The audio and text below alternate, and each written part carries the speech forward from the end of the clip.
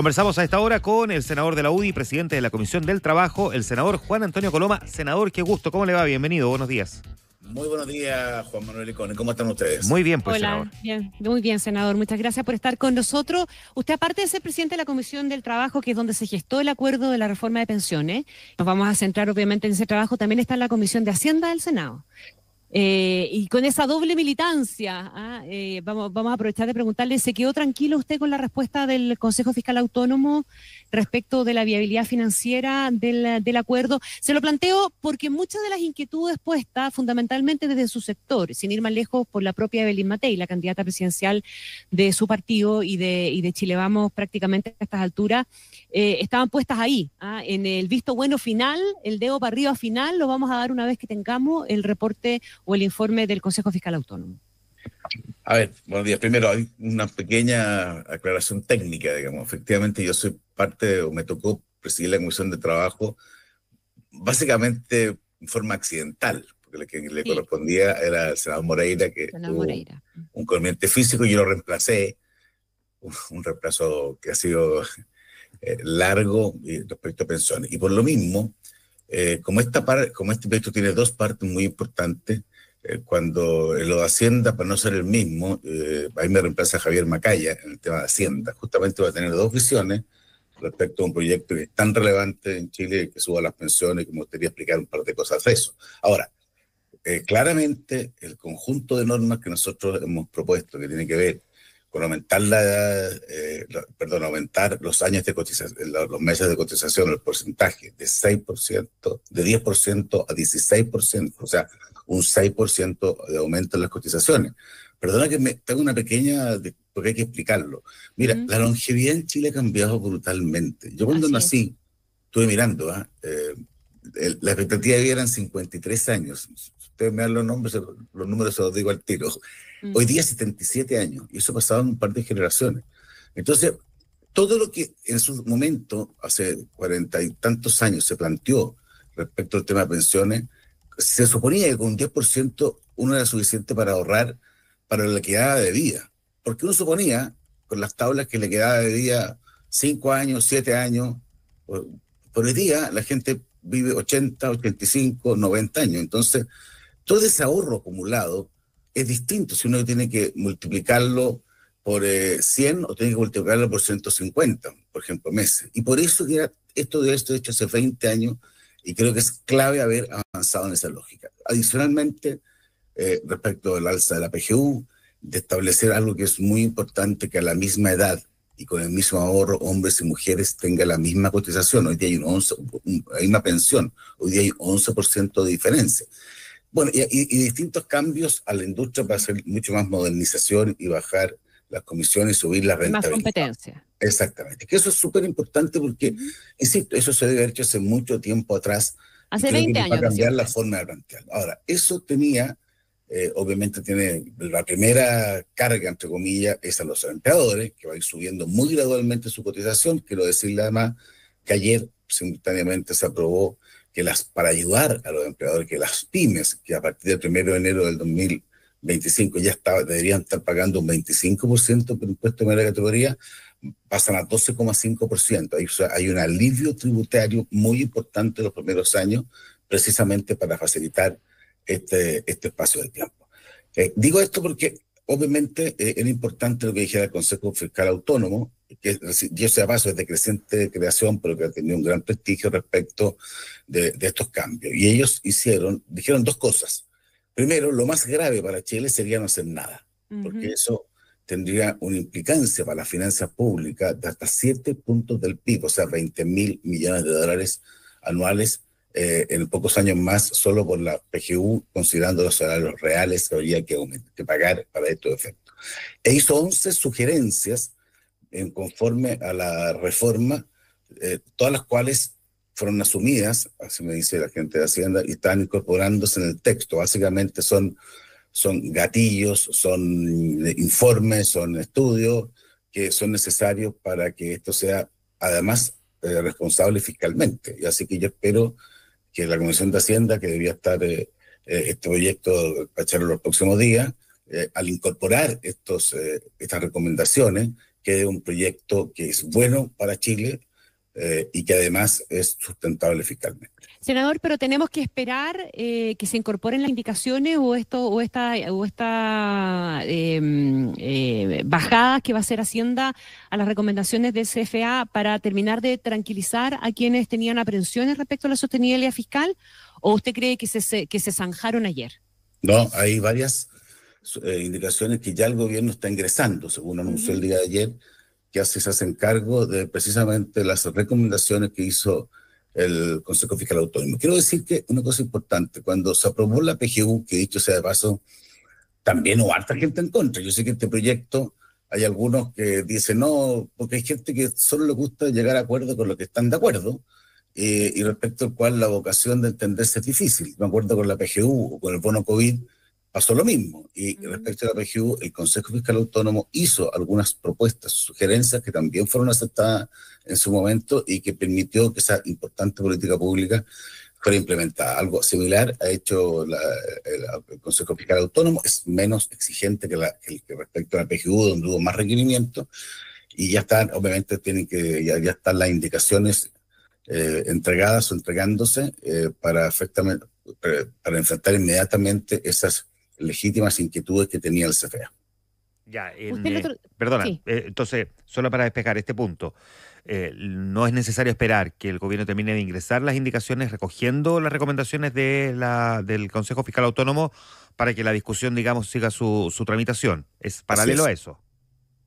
Así es. Eso es lo que, insisto, yo no estoy en la Comisión de Hacienda en este proyecto y lo hice porque me gusta siempre poner una barrera china. Uno puede haberlo visto el proyecto desde el punto de vista técnico, pero parecía que lo lógico era que otra persona, con las condiciones de Javier Macaya, pudieran verlo desde un punto de vista financiero. Cuando uno está en las dos partes, a veces no tiene la perspectiva que es necesaria de la revisión de los proyectos. Y lo que me ha dicho el senador Macaya, que el senador Kast, que está muy involucrado, el senador García, que sí, efectivamente, esas recomendaciones están siendo incorporadas en la discusión. Por lo tanto, aquí no debería haber un retraso, sino que debería esto la próxima semana, supongo, estar despachado en la sala del Senado.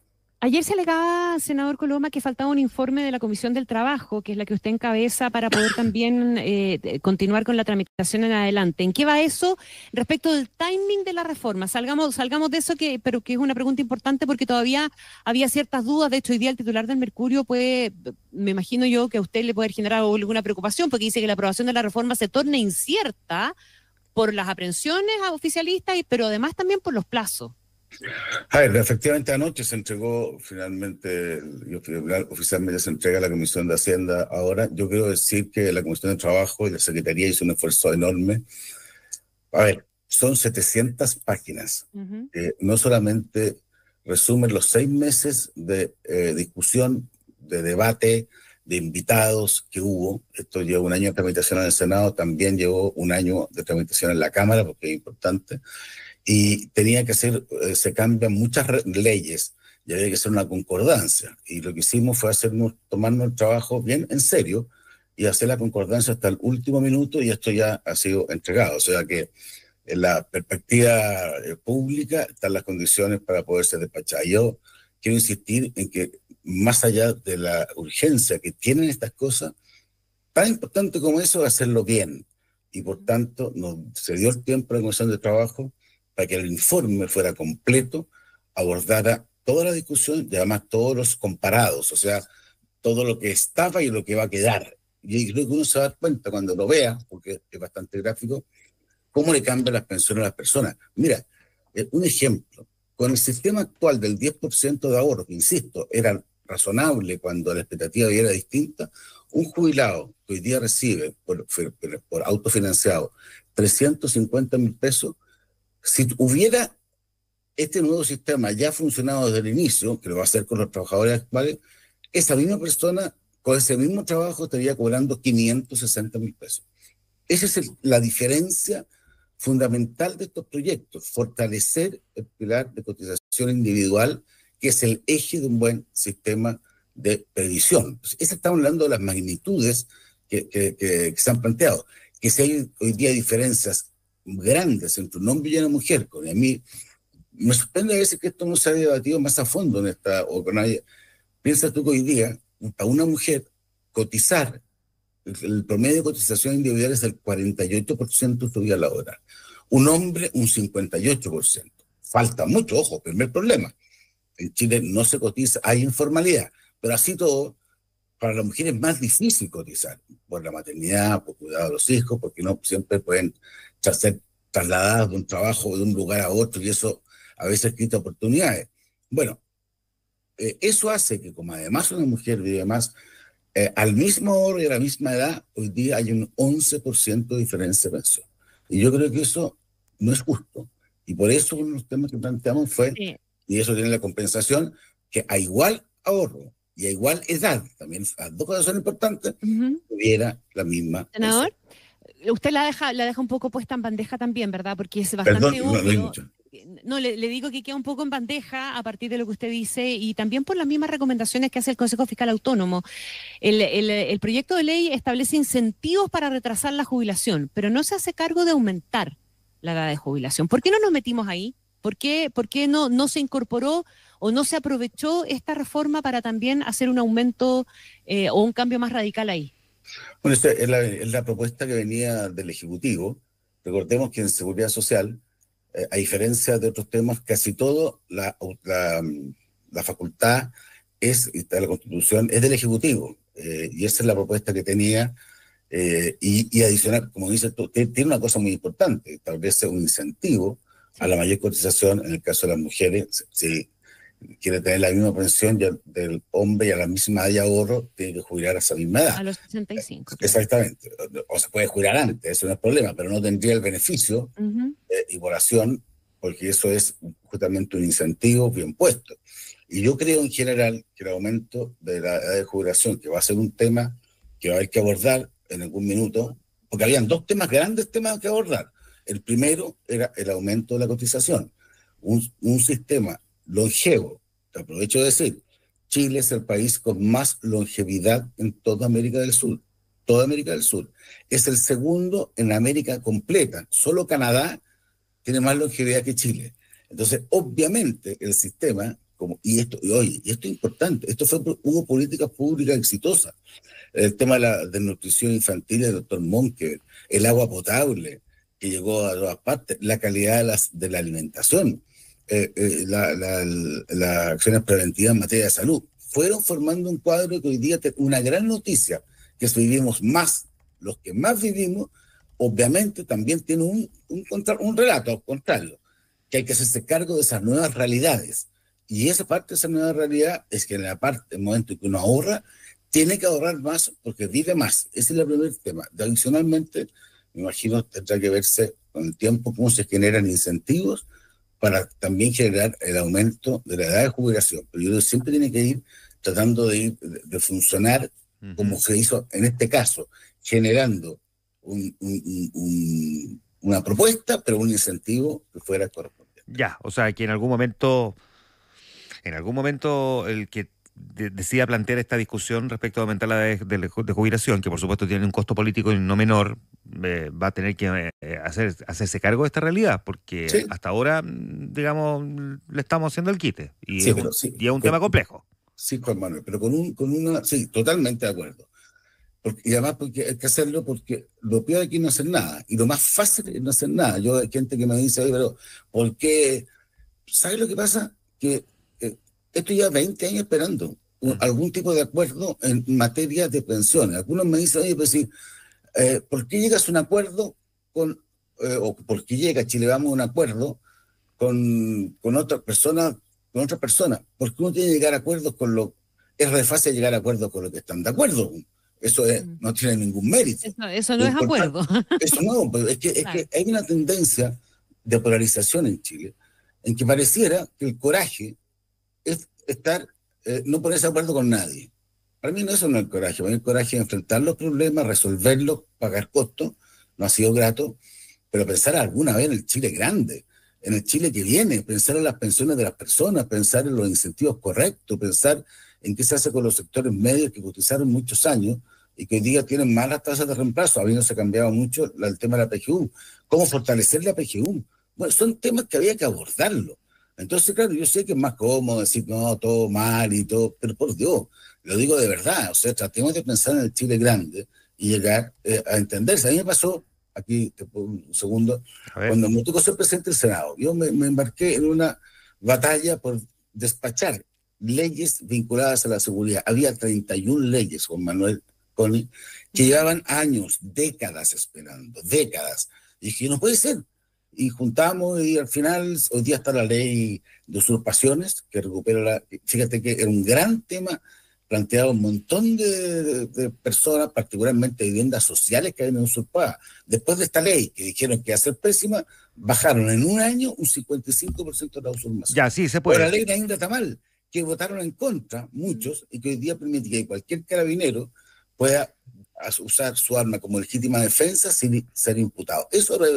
Eso obligó a entenderse y no a seguir cada uno en su trinchera, que es muy legítimo tener buenas posiciones. Están en ese proceso y uno lo entiende, pero quiero volver un paso atrás a propósito de esta frase de que es más cómodo decir que está todo mal, pero que hay que tratar de pensar en el Chile grande y por lo tanto llegar a entenderse. Pero hemos visto la posición que ha asumido el Partido Republicano en este sentido. ¿Usted cómo interpreta esa posición que tiene el Partido Republicano?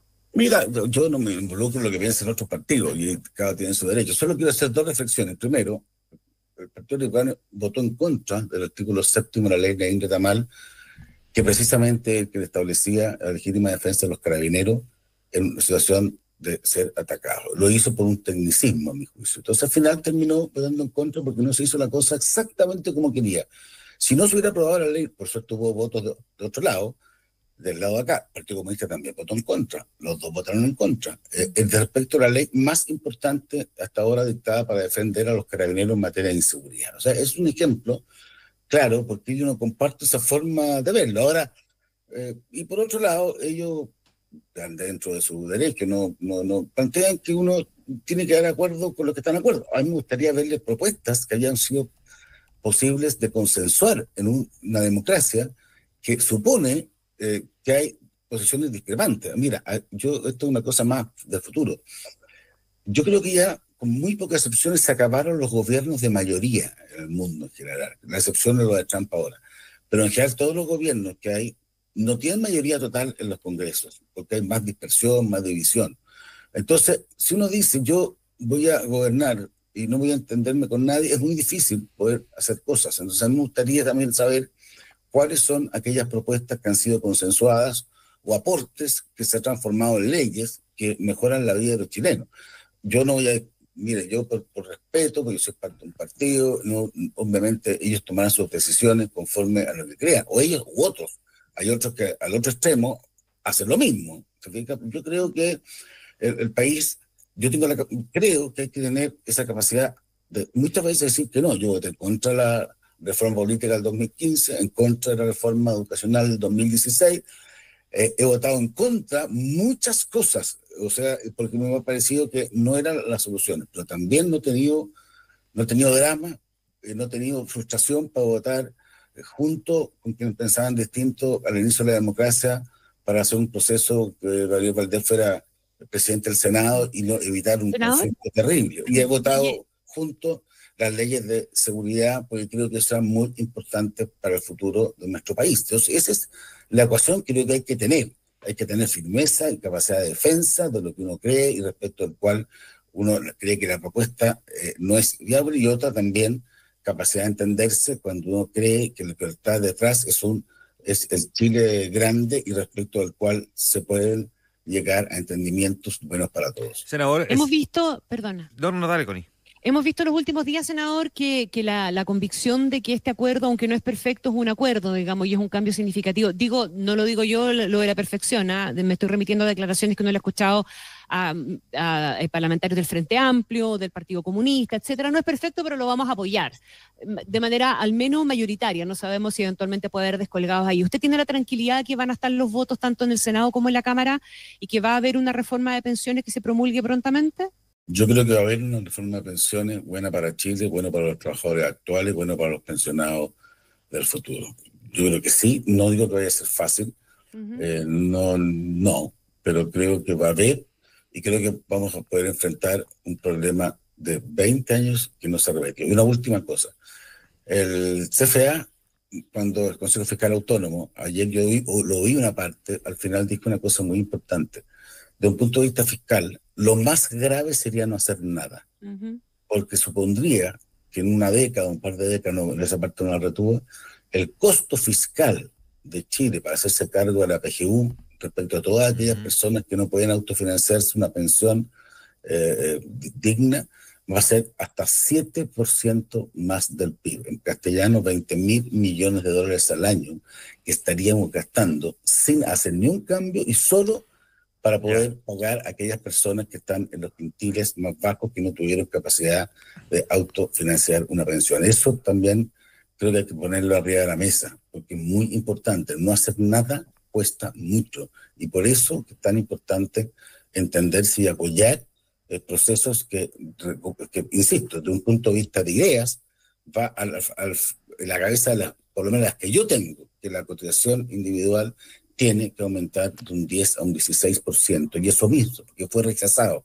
muchas veces por quienes hoy día están al otro lado, muchas veces hoy día está siendo aprobado. Entonces, creo que esa es la mejor garantía de que en materia de ideas estamos en la línea correcta. Senador, tiene un compromiso ahora, solo le pregunto, ¿cree que alcanza? Un compromiso muy triste, aprovecho de mi secretaria tantos años, son los funerales de hoy día, entonces tengo que irme al tiro. Ya, sí, un abrazo para su familia. Sí. Una última pregunta, solo para terminar la conversación. ¿Cree que alcanza a salir en enero el proyecto hasta la Cámara de Diputados? Sí, no, yo creo que la Cámara del Senado se va a despachar de todas maneras, yo creo, al inicio de la próxima semana. Perfecto. Senador, muchas gracias. Un abrazo. Muchas gracias. Muy buen día, gracias.